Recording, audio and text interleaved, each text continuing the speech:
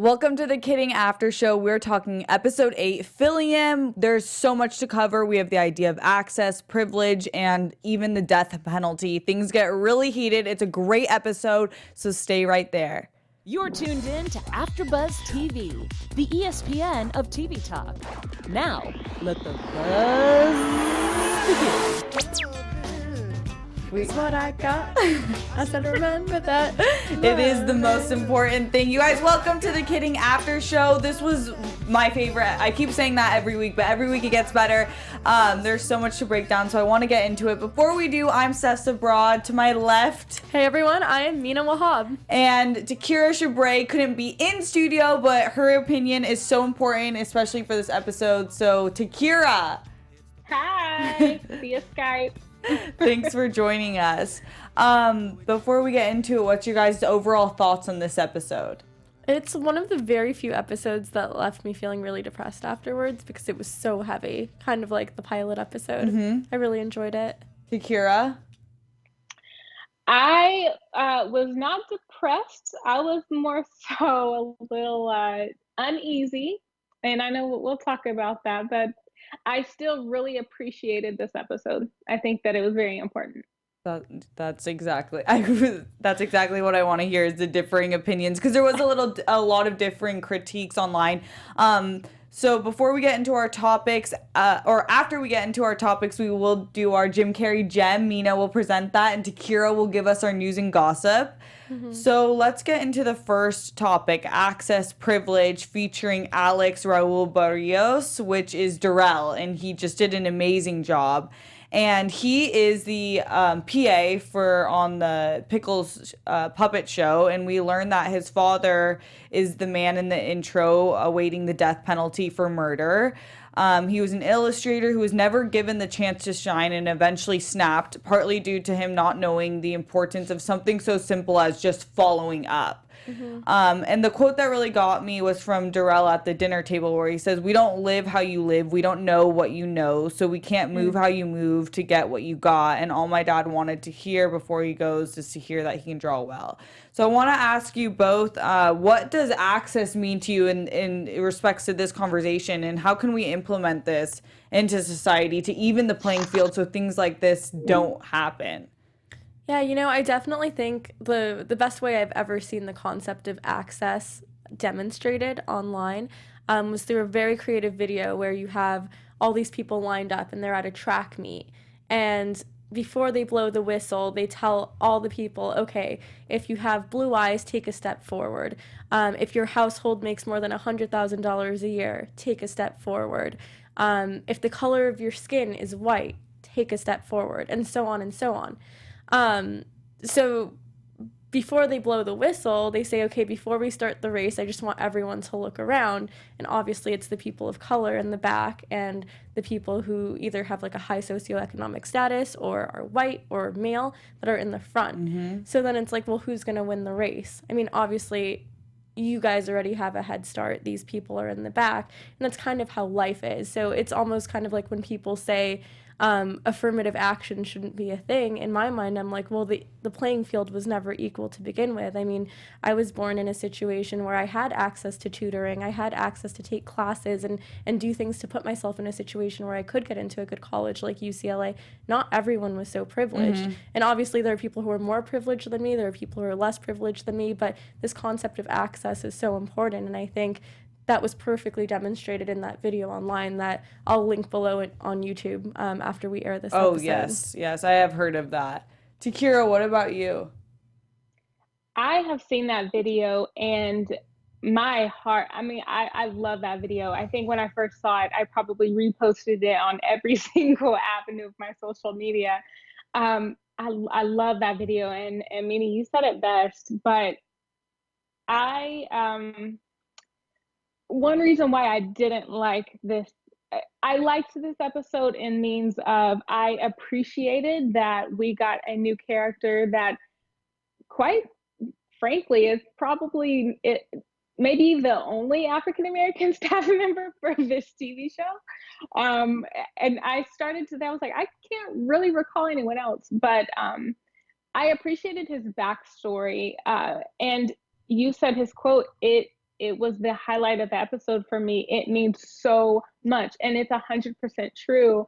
But I would have just appreciated it in light of, we already see the African American race in the light of, I have no father, my father's in jail, I can amount to nothing, I'm working a dead-end job, I don't have any talent.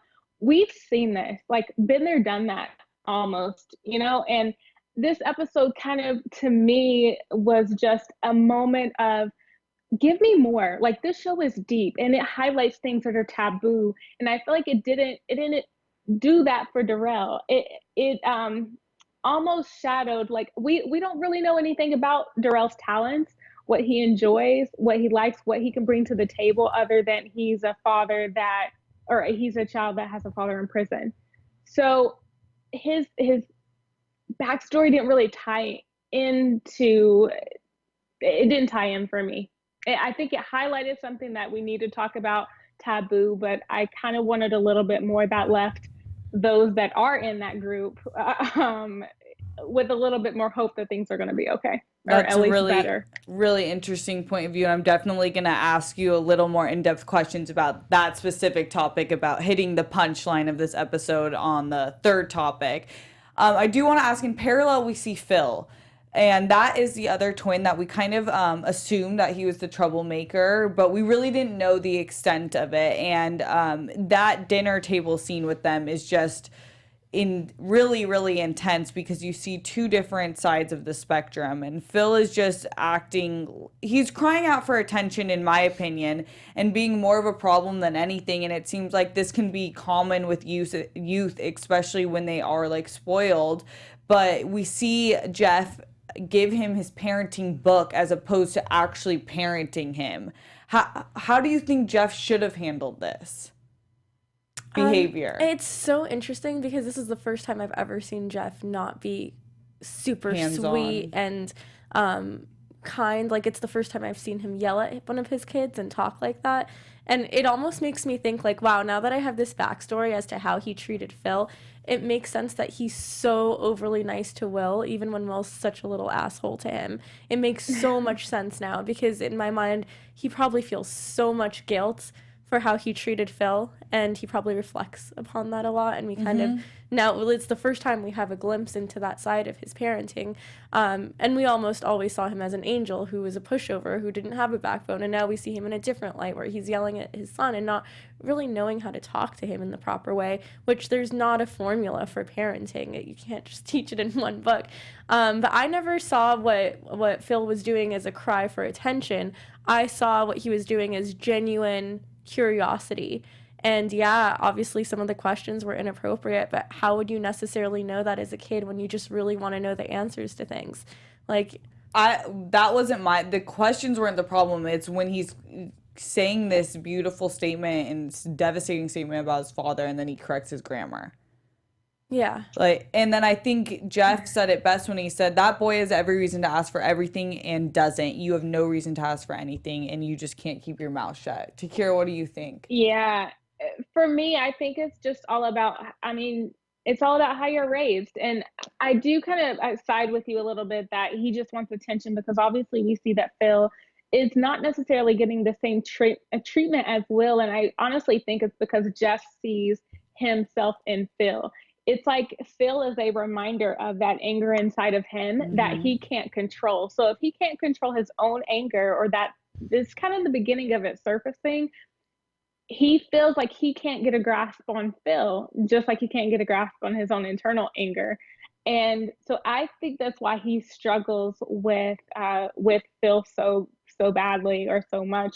But I do think that Phil's behavior is a little bit of a cry for help. But it's so interesting, because Mr. Rogers, one of his life lessons that he teaches in his show is that your bad behavior or your feelings is no excuse for bad behavior. So it's interesting that they choose to use Phil in this light, that his feelings of jealousy or anger is resulting to bad behavior. So I hope that they, instead of just making an excuse and accepting it, try that, bringing that parental kind of feeling. I hope we see that Jeff get it together, or at least Jill get it together to get Phil back on track. it's just all around a difficult situation. But to see Jeff lash out like that was like, whoa, he grabbed his arm in public. Like, I can't take it. I agree. I couldn't believe it. It was a really shocking moment. This episode did a really phenomenal job of deepening those dimensions that we see between each individual character. And I was telling Mina, like, this is a genuinely great show. I know that I think Takira thinks, and a lot of people, and even I think there's parts that they didn't hit the mark, but they're still trying to create something deep and a conversation that is deep, and showing the depth of each individual. And that ties into our next topic, which will be the death penalty and kind of like this moral judgment that we all individually possess and try to kind of shove on people sometimes. But before we get into that, Mina has an announcement for us. I do, AfterBuzzers. Thanks so much for listening to us so far. Our network actually produces after shows for nearly all your favorite TV shows. Not just kidding. From dramas, reality TV, sci-fi, and more, there is no other network that works harder to serve TV fans. But you guys, listen up because we need your help. We're asking that you please subscribe to one or more of our YouTube channels. By subscribing to our channel, YouTube is actually going to suggest content that's tailor-made for you, and you're also going to help us continue to grow and thrive here as a network. If you're worried about those super annoying notifications, don't be, because they're totally optional. So hit that subscribe button right now. Just pause the video, go down below, hit subscribe, and check out our other AfterBuzz YouTube channels as well. Let us know you did so in the comments, and we will shout you out on air next week. For now, thank you so much for being the best fans ever and for helping us be the ESPN of TV talk. Yes, thank you. I definitely have some fan shout outs that we'll get to later. Okay, so this quote stuck out to me in particular for this topic. People murder because they've never had support. The death penalty is wrong. Now, I really think this is one of the toughest topics in general that a society can face. But I was curious what your guys' opinion on the death penalty. And it was interesting that they had Peter, the anesthesiologist, break down that we can't really confirm that it's not pain, that it is painless. Mm-hmm. So with those moving pieces, how did you guys feel like this topic was represented with your personal values? I mean, personally, I think it's barbaric that the death penalty even exists, even if you are the worst person ever. I mean, the reason I think that it's such a problematic system that we have is because there's so many people who are incarcerated that end up not being guilty. Mm-hmm. We don't find this out until years after. Sometimes we don't find out at all. And who are we to be God and say you are worthy of life and you are not? The whole purpose of going to prison is to become rehabilitated. Mm-hmm. So you can become like a functioning member of society.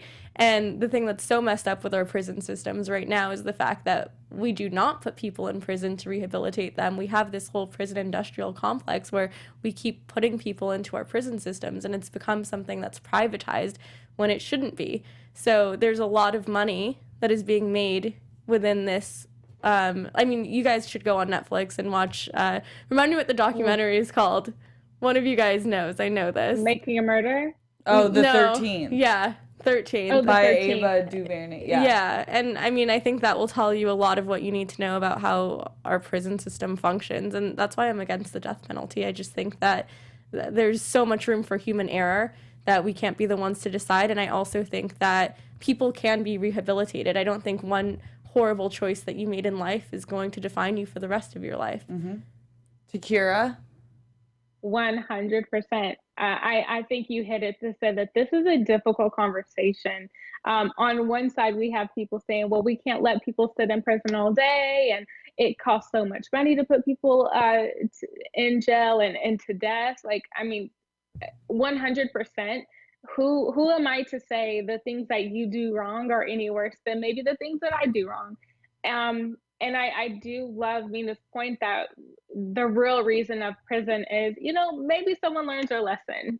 It might take a little longer, but, and I also have to to be honest, think to myself, like the loved one that I had that was murdered, that initial thought of revenge, I'm not gonna lie, like it was there for me, and I feel like almost that's the anger that a lot of people have to feel to do this sort of thing. Like I can't get into their heads to understand it, but I definitely don't think that is the route to go. And just like you said, those people that Mina, the people that are in there by mistake, when we find out that maybe they're in there by mistake, or they're, serving a sentence that they didn't commit, what happens to the people that put them in there the first place? Like, if you kind of think of it like that, if we're so quick to put someone to death because of a crime, what are we doing to the people that put them in there wrongfully? It's almost like a same concept. So I was extremely upset with the way that Jill's character was portrayed during this episode. And she's like, "Oh, I found out that good news, it's not painful at all." Boy, my blood boiled over. I couldn't take it. And it's interesting because Peter literally confirmed that they can't really know because they're paralyzed and therefore can't communicate if they're feeling anything. But anyways, just diving a little deeper into this specific story, we do have the facts, and we know that he did murder 4 women. And it was apparently, Darrell describes it as he just snapped, like, from not having access, from being consistently torn down by the system. And I think this speaks to a greater issue that many times issues like gun violence and domestic violence and every type of problem from institutional racism, generational poverty, it's not just the individual. There's a bigger system playing into this. So do you guys feel that way? Do we address it by the bigger system that is creating these, or do we address it like we have been by these individuals being sent to the death penalty as our solution?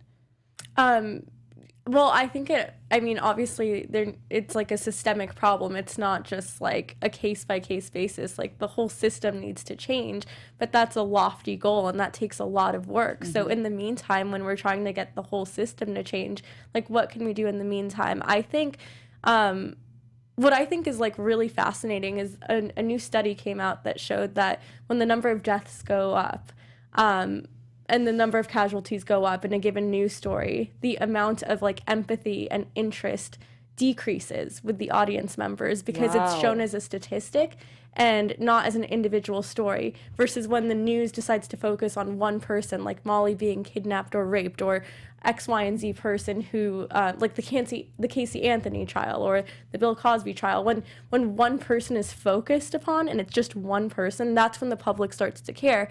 And the reason for that is because you're showing a very human element to the person. You're not categorizing people as a number. And what the problem is with the way, like, people going to prison is being portrayed is that oftentimes people of color, especially Black men, are portrayed as a statistic. So there is no backstory. Why did this person go to prison? What was the story behind it? What was the story with regards to access? What was their upbringing? Because obviously people turn to crime, especially in areas where there's a higher degree of poverty. No school districts. Yeah, like everything, I think a lot of things come back to socioeconomic status, access, and the birth lottery.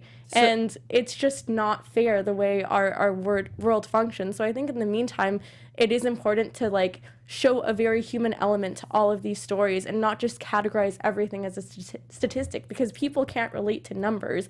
People relate to stories. So kind of a mixture of both is how because we have to address the larger issue, but we have to present it in a way that's digestible. Yeah, so in my mind, I'm thinking, like, something that would be really, like, miraculous or really have, like, far-reaching effects is to show the statistic and then show a couple people's stories and be like, this story has happened times 1,000. Like this story the 13th. has happened. Yeah.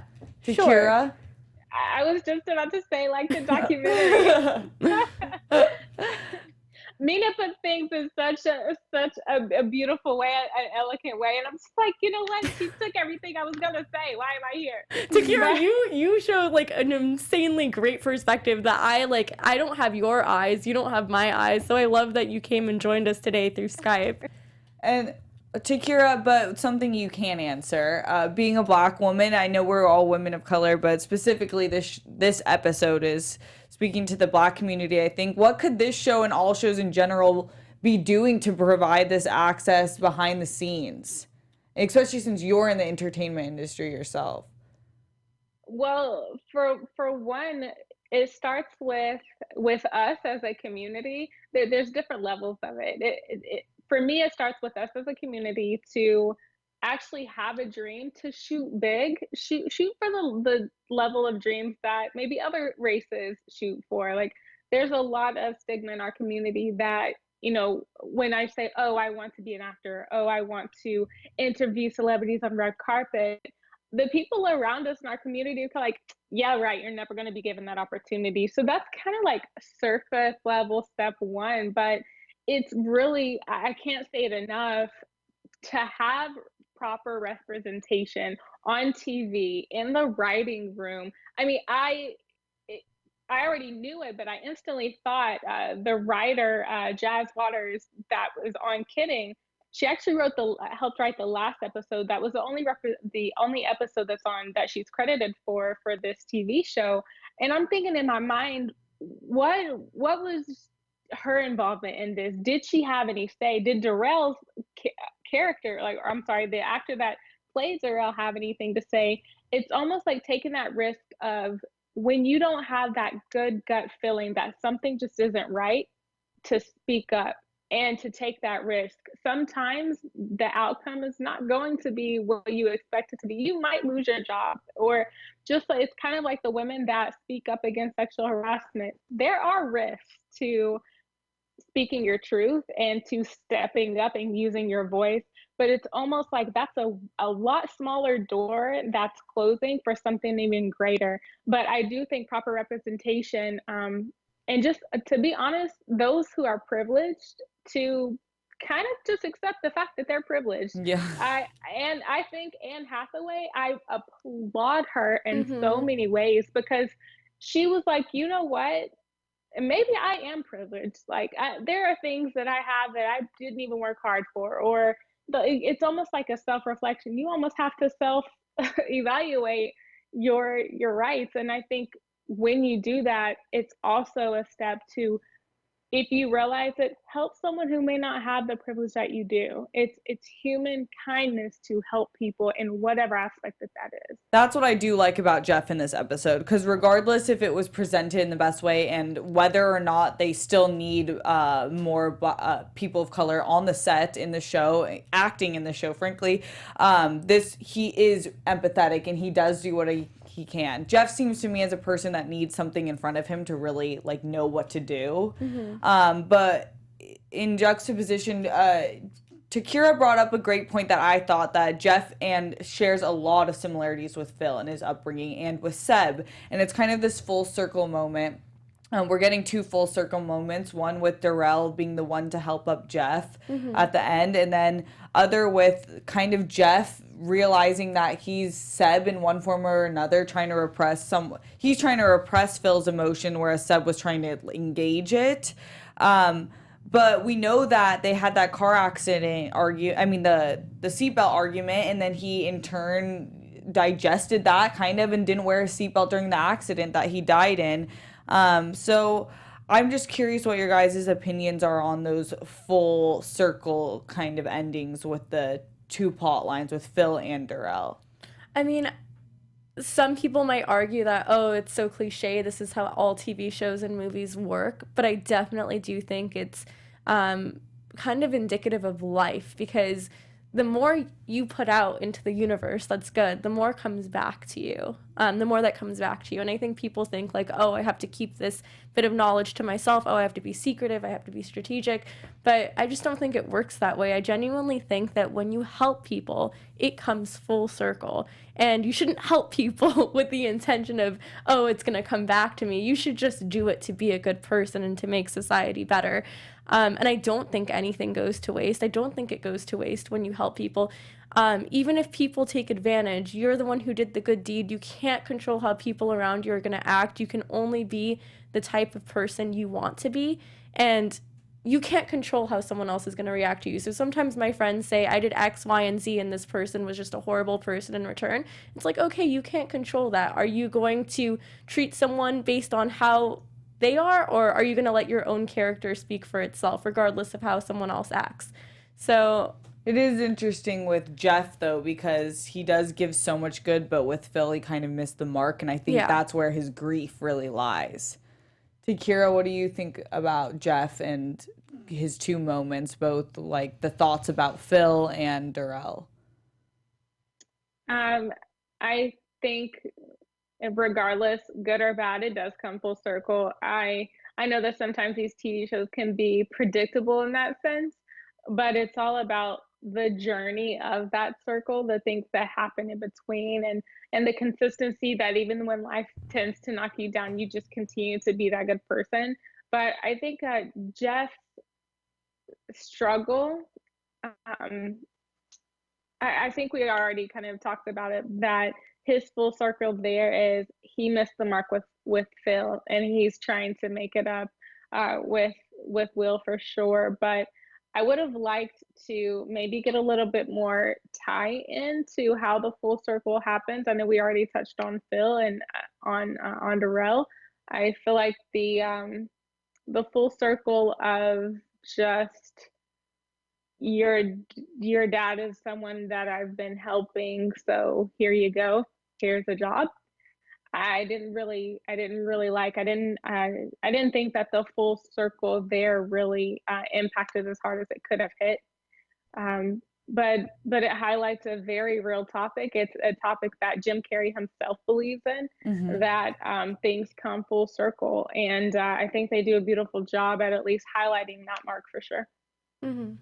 Yeah, well said. I think all in all, this episode did a really good job. I said this to Takira. This is why I was so interested in her opinion and Mina's other opinions, because there were so many, that it did a good job of just forcing but presenting a conversation about access, privilege, and the death penalty, things that we don't talk about. So even though it might not have been done in the best way, and still kind of did that kind of veil of white heroism with Jeff Pickles, I am the happy. white savior complex. Yeah. I felt that too. I was like, why does it have to be Jeff that saves? Like that's what felt very like cringy to me. Like, you don't need a white man to save you, and I didn't like that. But I did like how things came full circle and showed when Jeff was in need, Darrell was there to see the moment when he snapped, because it was almost foreshadowed, because in the flashback he says, have you ever just like snapped? Have you ever why does someone just snap? Like, what causes that? And then it ends the episode with him snapping in the present day, which I thought was so brilliantly constructed as a story, to have it to just have it meet at that point again. 100%. Yeah. You know what's so interesting, and I know we'll probably have to move on for topic, but for this show to be so highlighted, this show meaning Puppet Time, for it to be so taboo, like all of these things to be so taboo. Did you pick up that Mr. Pickles said that he won a Peabody Award for an episode where he drank a cup of coffee with an HIV positive individual? Oh yeah. In my head, I'm thinking, we can't talk about death, but we can talk about HIV. And I mean, these are big topics that need to be talked about. You won an award for talking about and shining light on HIV. I'm like, I want to see that show. Like, yeah. I want to figure out how good things come. And I think we said it early on and into the season, who cares what you talk about as long as you have good intentions? Good things will come from you speaking your truth instead of just highlighting it. So I did want to make sure that I mentioned that part. Great point. Great point. Well, we do have to wrap up the topical portion, but let's get into our special segment. Mina, what do we have for our Jim Carrey gem? Okay, so today for our Jim Carrey gem, we have a clip from the movie The Number 23. And it's interesting because I just talked about how statistics aren't important and it's not just about the number. But in this clip, we see how it very much is about the number, and how the number 23, for whatever reason, season is so mysterious and so fascinating. And Jim Carrey in this clip is coming to this crazy epiphany, just feeling like, okay, I figured it out. There is a pattern. And I think the reason why, I mean, you can play the clip right now, but I think the reason this clip is so important is sometimes we see signs in life, whether or not they're numerical. Like they're not necessarily always numerical. They're more often than not numerical. But when you see the signs, definitely follow them and piece them together, and don't ignore signs along the way. Don't avoid your destiny. Look at the numbers, look at the signs, whatever they are, and put those pieces of the puzzle together, just like what Jim is doing here. Absolutely. And this was actually directed by Joel Schumacher.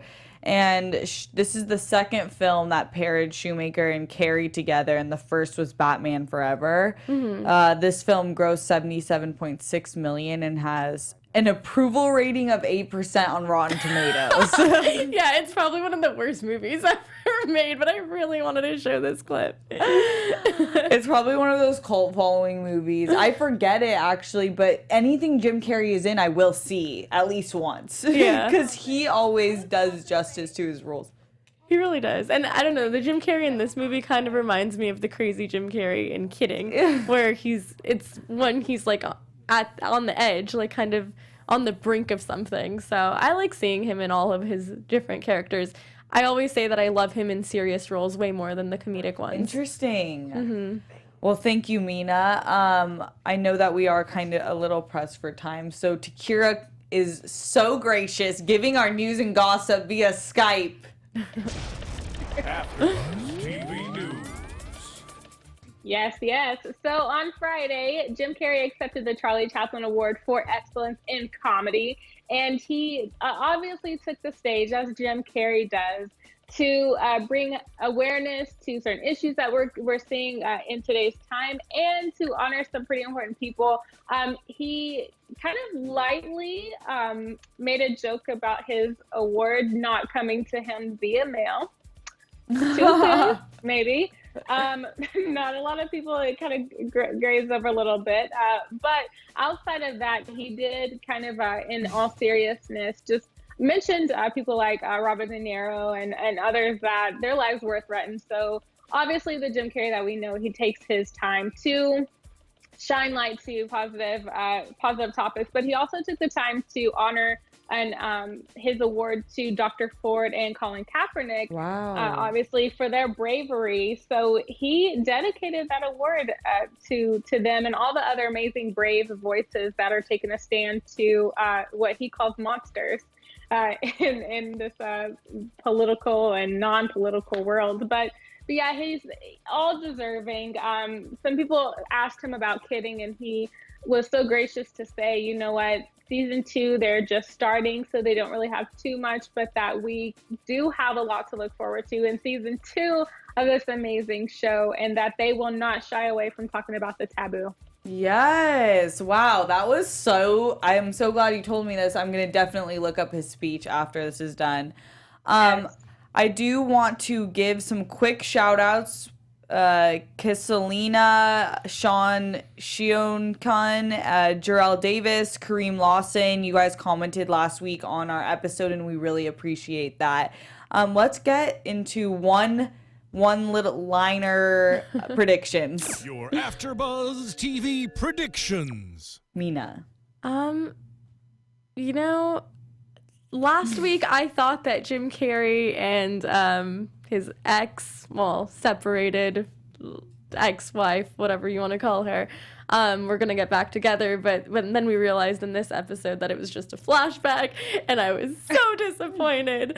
But I think for next week, we're just gonna see the relationship between him and Darrell strengthen, and we're also gonna see his wife come back into the picture in some shape or form, and we're gonna see a greater emphasis on the show itself and how he's no longer fit to do it because he's on the brink or like on the edge. Tahira? Real quick, I think that more people are going to be on his side. I think he's going to hit his breaking point. Obviously, we were getting hinted around to that. But I feel like more people are going to understand him, and it's going to shine light that that breaking point's okay. It can be that breakthrough, like Jim Carrey's character said. So I feel like more people are going to be on his side come next week. Awesome. I agree with both of you. I think it's going to get steps are going to be taken both bad and good directions. And the one last thing, I love how in the teaser for next week it said breakdown or breakthrough. And I think that those two really do go hand in hand with each other, because in order to have a breakthrough, oftentimes we have to have a breakdown and really understand where we are when we're at our low point in order to come back up and rise up again. Well, I can't wait to talk about that. Until then, where can we find you on the internet? Hey guys, you can follow me on Twitter at Mina Makes Magic. Takira? You can find me, Takira Shabrae, on Instagram and Twitter at Takira_Shabrae. And thank you guys so much for joining. We'll be here at the same time next week talking about Lieutenant Pickles, episode 9. I'm Steph Sabraw. You can find me on Twitter and Instagram at Steph Sabraw. We'll see you guys next week. Bye, Takira. Our founder, Keven Undergaro, Phil Svitek, and me, Maria Menounos, would like to thank you for tuning in to AfterBuzz TV. Remember, we're not just the first, we're the biggest in the world, and we're the only destination for all your favorite TV shows. Whatever you crave, we've got it. So go to AfterBuzzTV.com and check out our lineup. Buzz you later. The views expressed herein are those of the hosts only and do not necessarily reflect the views of AfterBuzz TV or its owners or principals.